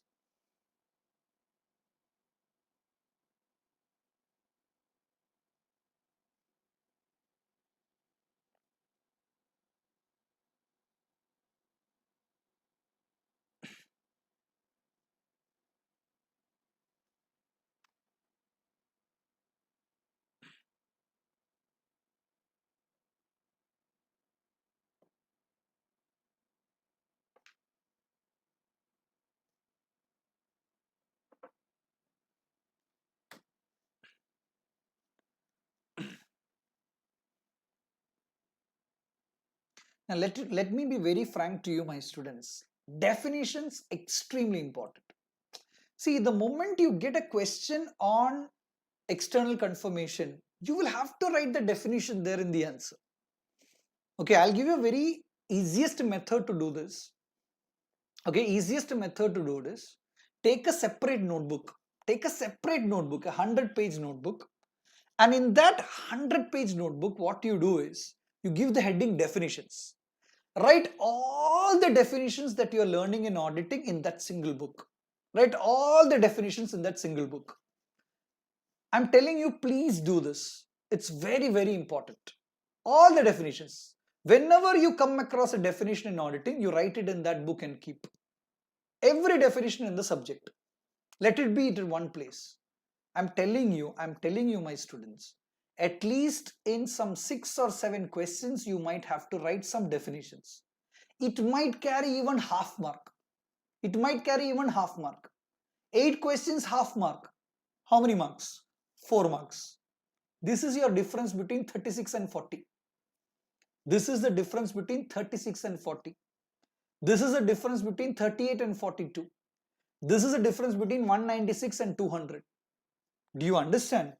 This is the problem basically is you are not, see, you are focusing on giving the answers, but the answer needs to be good. The content needs to be good. Definition plays a very huge part in the content presentation. So please understand, to build up your content, have a separate notebook. Will you do it? Will you do it? When I say something, will you do it? I want absolute word from you. Will you do it? You know, will this be the first change that comes to you from today? Will this be the first change, the takeaway from the class from today? You are going to learn the definitions. No, the confidence that you will have when you write the answer will be enormous. Imagine a question on external confirmation and you have the definition right there. You have the definition right there. The confidence that you get when you write the answer is enormous. Is enormous. Imagine you get a question on, you get a question on inspection inquiry and you have the definition of inquiry there. You get a question on written representation, you have the definition of written representation there. Imagine you get a question on preconditions of audit is there. See, it's like the confidence, the person reading, and what happens, your answer is filled with good content. So you will start reducing your, write whatever I want, chumma, fill the pages, come on, fill the pages, more pages I write, the more marks I get. All those things will reduce when the content becomes good. Do you understand? Please, from today, everyone, if you don't have, you cannot go and buy separate notebooks. Obviously, it's lockdown. Because I said tomorrow, don't go now to buy notebooks. Sir said, I will go to buy notebooks. If you have some notebook, you will have your past notebooks, you will have, just few pages we need, maximum 20, 30 pages. Otherwise, you have some sheets, you make an A4 sheets. Just because I told you now, don't break the chain. Okay, don't go out and enjoy for buying a notebook. Okay, whatever is there with you, use it. And try to write definitions. Very, very important. Let me tell you. Definitions, very important. So what is external confirmation? They've given you negative confirmation request, everything. Now, can you see this? Now, this is very, very important. See, when external confirmation is being sent, I'll ask you a few questions. I need answers to those questions. Okay, I'll ask you a few questions now. Now tell me, what information needs to be confirmed from the third party? What information needs to be confirmed from the third party? Who decides? Auditor or the management? When you send an external confirmation, you tell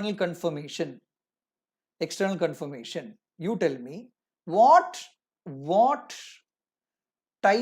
information needs to be confirmed from the third party? Who decides? Auditor or management? Who decides? Auditor or management?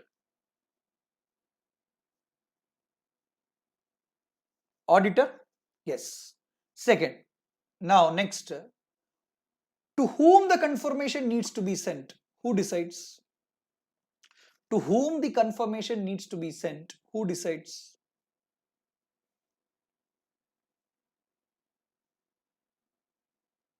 Auditor. How the confirmation needs to be designed? Who decides? How the confirmation needs to be designed? Who decides?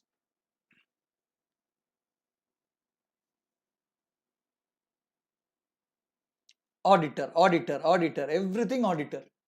When to send the request? Who decides? Whether to follow up? Who decides? Sir, every question answer is auditor, sir. You're asking same. Every question auditor, sir. That is my point. That is my whole point. They clearly say here, when you are performing external confirmation procedure, the auditor shall maintain control. The auditor shall maintain his control with respect to determining what information needs to be confirmed, which confirming party needs to be sent the request, how to design the confirmation request, and when to send the request, including follow-up request. Can you understand what this question is about? It says when the external confirmation is being sent by the auditor, he needs to maintain control over it. Don't make management get involved in this. Why? Because the moment they are involved, the reliability will reduce. So the complete control over what information needs to be confirmed, which confirming party the confirmation request needs to be sent, how the request needs to be designed, how the request needs to be sent, everything will be decided by by whom? By the auditor. That is what they are saying. Auditor shall maintain control, maintain control over these four aspects. You may get a question in the exam. While sending external confirmation request, for what all aspects the auditor needs to maintain control over? So he should maintain control over all these 4 points. Do you understand? Now, next question that could be asked in the exam is design of confirmation request. If you have a notebook with you there, you write this. This is a sure question in the exam. Design of confirmation request. Design of confirmation request.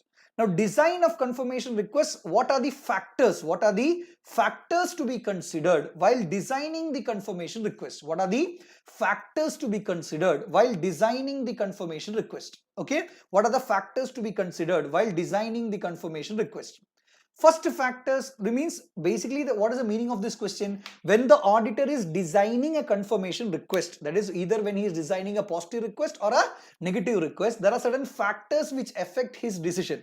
One, I'll just change the order. First, they are saying layout and presentation of the confirmation request. That means when you design the request, the layout and presentation of the confirmation request is one of the factors which will affect your design, how the request is being designed. Second, the assertions that you are trying to address. The assertions you are trying to address. Assertions being addressed. Sir, what are assertions, sir? You have learned in IPCC. We don't know, sir, what are assertions. Don't worry, I'll teach you. Not today, but I'll teach you, because today if I teach you assertions, too many things have gotten into your head. Assertions will be going from this year to this year. That's it. You'll forget everything. So assertions I'll teach you, don't worry. But right now, just keep it on hold. So first is layout and presentation, assertions being addressed. Then it is called as method of communication. Method of communication. These are the factors. These are the factors affecting the design of confirmation request. Method of communication and management's encouragement to send a request. Then prior experience of the auditor. Prior experience of the auditor. Then there's one more point regarding the ability of confirming party to respond. Ability of confirming party to respond. Last is specific identified risk of material misstatement. Specific identified risk of material misstatement. You can use this code word called as LAMPS to learn what are the factors affecting the design of confirmation request.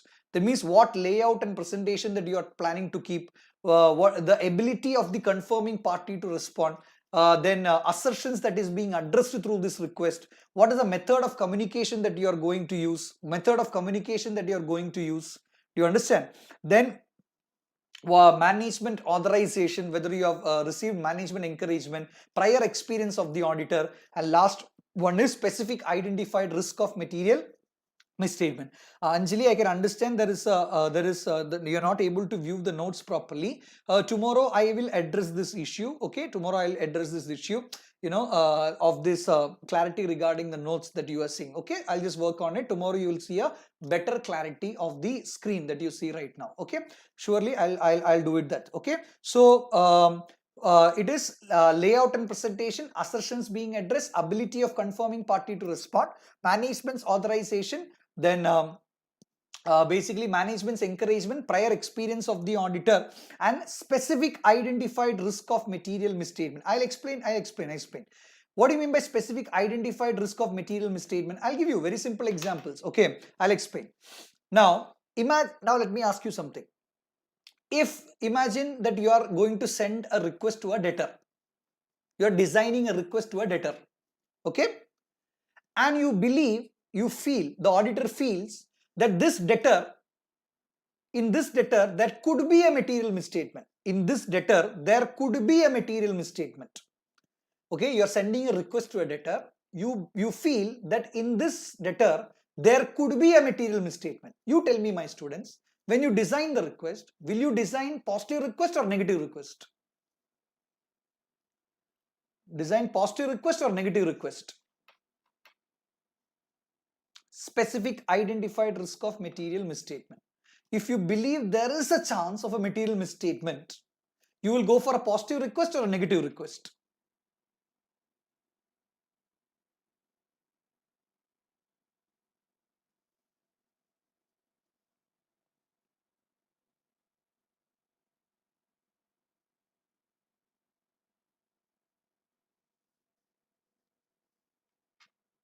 Sharina says negative, Sajul says positive, Alina says positive, Arjun says positive. See, please understand, in this you'll go for a positive request. You'll design a positive request. Why? Because you believe that there is a chance for a material misstatement and you want to identify whether there is a misstatement or not. So you want the third party to respond to you. Are you getting my point? Here you want to confirm whether the third party agrees or disagrees to the information. So in this situation, you will design a positive confirmation request. So don't you think this can be considered as one of the factors affecting the design of confirmation request, that is specific identified risk of material misstatement. Okay, specific identified risk of material misstatement. See, every point here has an explanation. Every point here, you understand? Now let me ask you like this.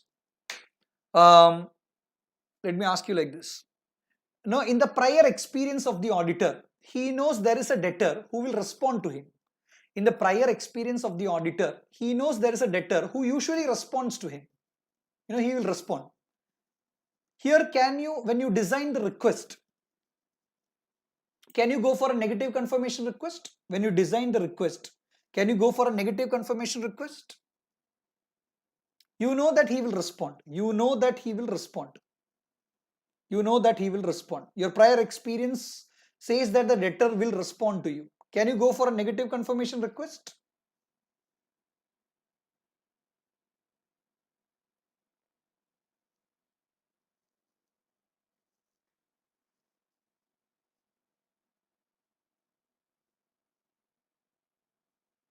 Regin says yes. Yes, yes, yes, yes, yes. Everybody says yes.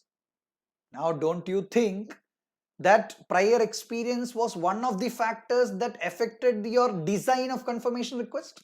Prior experience was one of the factors which affected your design of confirmation request? Yes or no? Correct? That is why prior experience is considered to be one of the factors. So all these points you think that way, you'll get the meaning very easily. LAMPS, okay, LAMPS, LAMPS, layout and presentation, assertions being addressed, ability of the confirming party to respond. M for method of communication. See, method of communication means what? Imagine you are sending it through email, or you are sending it through a letter. You are sending a letter. Will the design of an email and letter be the same? Will the design of a letter and email be the same? Will your design of the letter and email be the same? You tell me.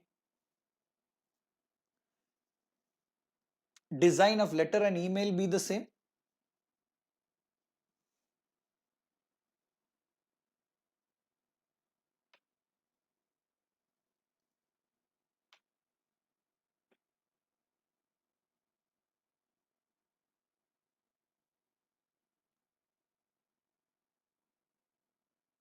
Kashish says no, Ramya says no, Mahito says no. It won't be the same. That is why method of communication becomes again one of the factors. Method of communication becomes one of the factors. The way you are trying to communicate will be one of the factors which is affecting your design of the request. Now I hope the concept is clear, everyone. Concept is clear. I don't have to now brief on this. Okay, lamps. Okay, now all the students who are already attended my lectures before knows how to remember this. Yes, all the students who have attended my lectures knows how to remember this. My IPCD students, my final students knows this. But all those students who are new to my way of teaching, see, today I have not taken much of the topics because many students are new to me. Now you might not know how I take the class. How do I, how do I respond? How do I communicate with you? So that is why I am trying to take some topics little slowly. Whatever topics in these 5 days, whatever has to be covered will be covered. Don't worry. Even if we have to extend our lectures little bit tomorrow, day after tomorrow, or maybe prepone a little bit, I'll think about all that. Don't worry. Okay. So what is to be taught has to be taught properly. That is the basic objective. Just because we have to finish so many portions, rushing through will not help. So there are a lot of new students here. So I know they are not, they don't know how I teach. They should know how the way I talk, the way I communicate. It is very important in theory to get adjusted to it. That is why the first day is a little slow, but don't worry, we'll be covering all the topics that I've promised that I will cover. Okay. Now whenever you learn topics like whenever you learn topics like mnemonics like lamps, etc., I tell my students always the problem is too much of mnemonics. Tomorrow you will be confused. For what I should use lamps? For what I should use bus, car, jeep? A lot of things you'll be learning. India, America, all those things. But now what you have to understand is this particular mnemonics that you learn. Two ways you can remember this. One, in a separate page or somewhere in the notebook, you have to write like this. You have to write mnemonics and lamps, and you have to write it there so that you will be able to get every mnemonic in a single page. That is one way to remember. Okay, write all the mnemonics, hyphen you write for where you have learned it, because it is very important. Tomorrow you will be confused. Every time this happens, when we learn this, you will remember lamps. But tomorrow when you learn lot of mnemonics, how will you remember lamps for was for external confirmation? Do you understand? In the exam, this is what happens. No, you get confused because of so many of these things will be there. So many things will be there. So what you should do is, one, you can write it separately and keep somewhere. Second, I always tell the students, link this word with the heading. Link this word with the heading. Link it with the heading. Now, what is the heading? Factors affecting the design of confirmation request. So you have some sentence like this. When auditor was designing the confirmation request, he needed lamps. Maybe he was designing at night. So he needed lamps to design his confirmation request. Do you understand? I know it sounds very something like, I don't know, in your many different language what it is called as, poor joke. But still, such things will be very easy for you to remember. Why mnemonics don't help you is because you don't tend to know how to remember it. You link this mnemonic with the heading. Auditor was designing request at the night, so he needed lamps to design his confirmation request. Do you understand? So now it is linked. Lamps for designing the confirmation request. Lamps for designing the confirmation request. Write this sentence and keep somewhere in your notebook. Now it is very easy to remember. Do you understand? Always link the mnemonic with the heading. Link the mnemonic with the heading. That is the best way to remember. It may be a poor joke, but examination ultimately is the marks. So there is no question of any poor joke, etc. Do you understand? This is what I tell my students. Okay. Now, so this is the factors, and this is a CA final question. This is a CA final question. CA final question. It comes continuously. Factors affecting the design of confirmation request. I think last 2 years question paper you take, and for old syllabus it has already come. Usually for 6 marks, 4 marks it comes. What are the factors affecting the design of confirmation request? Okay, so always try to link it. Always try to link it, and it will be very helpful. Yeah. Yes. Yeah. So I think everybody is happy with the poor joke. Yeah. So you want such poor jokes, maybe you're fans of poor jokes. So in the coming days you'll have more and more such things coming up. Okay. So stay tuned. Now let me ask you a question now. A very simple question first. Now imagine that you have designed a request. You are an auditor. You have designed a request. You're auditor. Okay. So design a request. Now my question to you is, now after you design the request, what you do is to get the details about the client, so details about the third party. Now listen to my question carefully. Listen to my question carefully. The auditor has designed a request. After designing the request, to get the details of the third party, the auditor goes to the management. The auditor goes to the management. To get the details, he goes to the management. And he is requesting the management to provide the details for sending the request. So auditor wants to send a request. For that purpose, he is going to the management to get the details. Details of that person. You know what the management says? The management is refusing. The management is refusing to give the details to the auditor. The management is refusing to allow the auditor to send the request. In that situation, as an auditor, what will you do? That means you want to send the request, but the management is refusing the auditor to send a request. The management is refusing the auditor to send a request. So when the management is refusing to send a request, to allow the auditor to send a request, what will the auditor do is my question.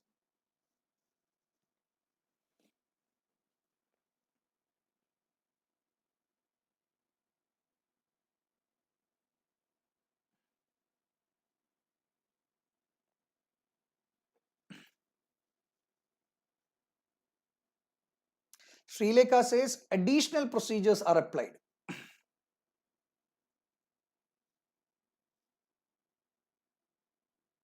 Inquire reasons for refusal. Sharanya. Communicate to those charged with governance. Rupesh. Regin says either he can withdraw from the assignment. Kavita says limitation on scope of audit. Mohito says ask why. Aditya says additional procedure. Discuss with management. Ask for reason for denial. Perform alternative procedures. Very good. Actually what is the answer? The answer is a mixture of all the answers that you have told. Okay, I think everybody has given one part of the answer. Everybody has given one part of the answer. So we have to now combine all these and make it to a single answer. Now listen carefully. The moment the management says they will not allow. Now listen to me carefully, my students. This is not just for this question. This is going to be your universal answer for most of the questions. Okay, you go to the management. You're requesting the management to give some details. The management says they will not allow you to send a request. Now the first thing that you should do is you should ask why. You should ask why. Why are you not allowing? The reasons for the refusal. The reasons for the refusal. Now this question has been asked some 5 to 6 times in the CA final exam. CA final they have asked. Why? Why is that this question is being repeated? Because now this question, the problem is The way you read the question will change your answer. Now imagine you're reading the question like this. The management refuses to allow. Now your ego is hurt. You're like, aha, you are refusing? I am withdrawing. Aha, you are refusing? I'll give disclaimer of opinion. Aha, you are refusing? I'll give adverse opinion. The moment you feel the management is refusing, you straight away go to limitation on scope. You straight away go to opinion. You straight away go to resignation also. But that does not happen. You don't straight away go to resignation, disclaimer and all that. There is a route. There is a route that you have to follow. Are you getting my points? The first thing that you should understand is, first you ask why. What is the reason? Why are you not allowing me to send? Then the management will give you some reasons. The management will give you some reasons. Once you get the reason, you validate the reasons. You don't accept any reason just like that. You validate the reason. You check what is the reason they are giving. Is it a valid reason? Then some people told me additional procedures, alternative procedures. Now listen to me carefully, my students. Now this is again next area where students go wrong. Additional procedure, alternative procedure. Now students use these words in the way they like, but it is not like that. When do you use additional? When do you use alternative? Now here I wanted to send a confirmation request, yes or no? I wanted to send confirmation request, but I could not. I could not. So when I could not send external confirmation request, I should do something else to obtain evidence now. When I could not perform a method, there are 7 methods: inspection, inquiry, confirmation, observation, recalculation, reperformance, analytical procedures. I told you everywhere these 7 methods are there. You tried to perform confirmation, but you could not perform confirmation. Instead of performing confirmation, now you are going for an alternative method. There is where you use the word alternative audit procedures. There is where you use the word, come on, alternative audit procedures. Imagine you wanted to send confirmation. You could send external confirmation, but you are not satisfied. You want more evidence. You want to do more. There is when you use additional audit procedures. Okay? Do you understand? Alternative is used when you were not able to do a method and you are using some other method. Do you understand? Additional is used when you have done a procedure, you have obtained evidence, you are doing more. That is when additional is used. Sir, what is the difference between additional or further audit procedures? See, additional and further, you cannot say there's a huge difference there. But further audit procedures is generally used as a term in SA 330 as part of the main audit procedures. In SA 330, test of controls and substantive procedures form part of further audit procedures. That is why instead of using further, they use the word additional. Further means it could be part of the procedure also. See, after this procedure comes the next procedure, that is further procedure. Additional means you are doing more than that is required. Are you getting the point? Further means the inspection is done. Now what further has to be done? Inquiry has to be done. Now inquiry is not additional. It is a further procedure that has to be done. The next one. Additional means what? You did inspection. You thought it was enough. But now you are doing inquiry also. Now inquiry becomes an additional procedure. Are you getting the difference? Are you getting the difference? Do you understand? Are you getting the difference? Additional means what? Additional means you have done something. You are doing more than that is required. That is additional. Further means you did inspection. Now next what you are doing? Inquiry. Now inquiry becomes a further procedure. Do you understand? So that difference you should know. So when do you, please students, this is next mistake. I am here to correct your mistakes. I am here to correct your mistakes. So please use this session for correcting your mistakes. When will you use alternative procedure? You wanted to do something but you could not do it. You are doing something else other than this. That is called as alternative. When do you use additional procedures? When you have done something but you are not satisfied. You want to do more. That is when you use additional procedures. Do you understand? So now let's go to that answer. It says, see, so when the management is refusing to allow the auditor to send a request, when the management is refusing to allow the auditor to send a request, what should the auditor do? First, he should inquire the reasons for the refusal. First, he should inquire the reasons for the refusal and see the validity of the reasons. Then you should check whether this refusal has affected your risk of material misstatement, including the risk of fraud. That means when the management is refusing, you should check whether it is affecting a risk of material misstatement. I'll explain later. And whether you feel there is a risk of fraud. The management is refusing because there is a chance of fraud. There is a chance of fraud. And then you can perform alternative audit procedures. You perform alternative. Now here the word used is what? Alternative audit procedures. Now why they have used alternative? Because you could not perform external confirmation. You understand? When you could not perform external confirmation, here the word used is alternative audit procedures. The word used is alternative audit procedures. Okay, fine. So after doing these three, if the auditor believes that the reason is unreasonable and you have not obtained evidence due to alternative audit procedures, then you will communicate to those charged with governance. Are you seeing the route map? Are you seeing the sequence? After you do all these, when you are not satisfied is when you go to those charged with governance. Initially you don't go. Okay, Ayana is asking me what is corroborative. Corroborative means supportive. Corroborative is supportive. Okay, so basically what you should understand is here what you should understand is those charged with governance comes only after that. After the after you are not you are not satisfied with the evidence, you're not obtaining alternative audit evidence, that is when you go to those charged with governance. And finally, you will check how it is affecting your opinion. Finally, you check how it is affecting your opinion. Now, can you see how different is the answer? Just tell me, when such questions come, have you ever written the answers in a sequence? Or you've just written what you felt like? Have you ever thought of a sequence of the answer? Have you ever thought first I should do this, then I should do that, then this should come, then that should come? Have you ever thought like that?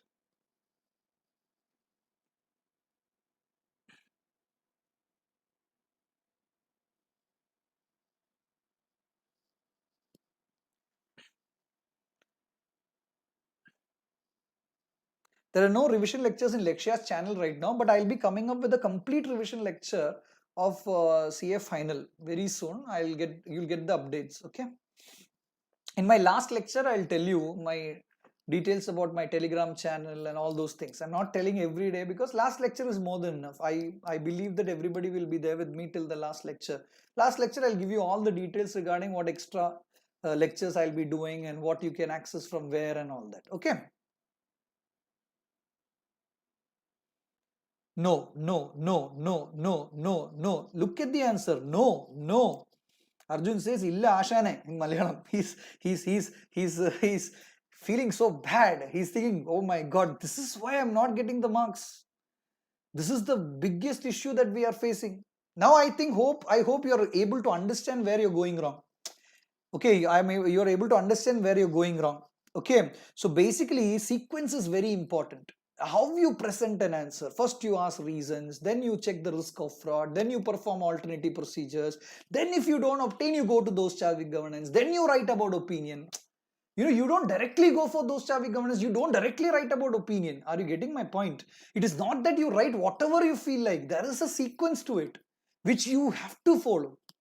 Okay, so that is very important. Okay, so this is what is given here as far as the external confirmation is concerned. This is essay 505 for you. Okay, so my students, please understand, we have done essay 505, we have done a little bit of 200 and certain concepts of 450, etc.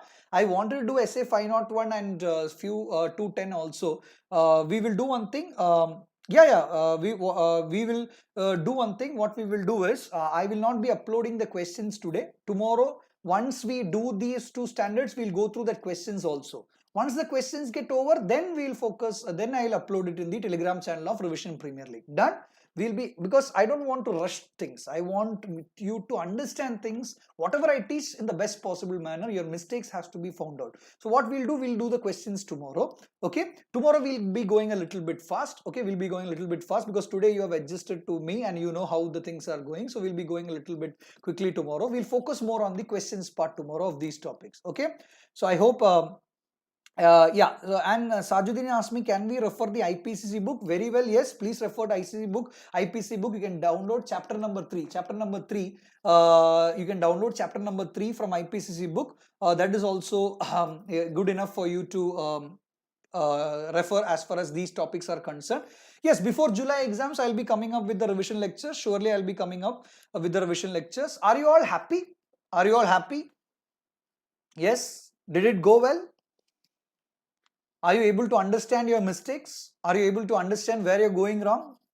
Are you excited to learn more? Yes. Are you excited about learning more? Yeah. Headphones instead of earphones? Sure, I'll get headphones tomorrow done. Yes, I will take care of the headphones thing. Don't worry. Yes. Shubham, Navya, Divya, Kashish. Thank you. Thank you so much. Very happy. Thank you so much. Yes, crystal clarity. Very good. Aditya, Vani Bhatt. Many new students who have not, I think I have not taught. It's first time I'm getting to meet these students. So it's thank you so much for patient listening to this session. We'll continue tomorrow. Yes, we'll continue tomorrow at 6:30 in the evening. We'll continue tomorrow in the 6:30 in the evening. So we'll be learning rest of the topics tomorrow. Yes, see you. And stay home, stay safe. Revision Premier League is going at full swing.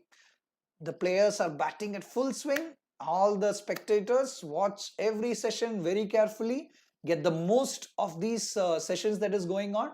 Okay, so FR, SEM, auditing sessions are going on right now. So we'll have more sessions. We'll have better discussions, better exam preparation strategies. Okay, one takeaway: don't forget definitions you have to write. Don't forget definitions. Definitions to be written. Tip for the day: definitions to be written separately. Okay, definitions to be written separately. Don't forget. Thank you so much. See you tomorrow. Bye. See you everyone. See you everyone. All the details I will let you know. Okay, so yeah, corona is not going from India. Don't worry about corona anything. We are there to help you. We'll be helping you, and all your concerns will be taken care. Okay, thank you so much. See you.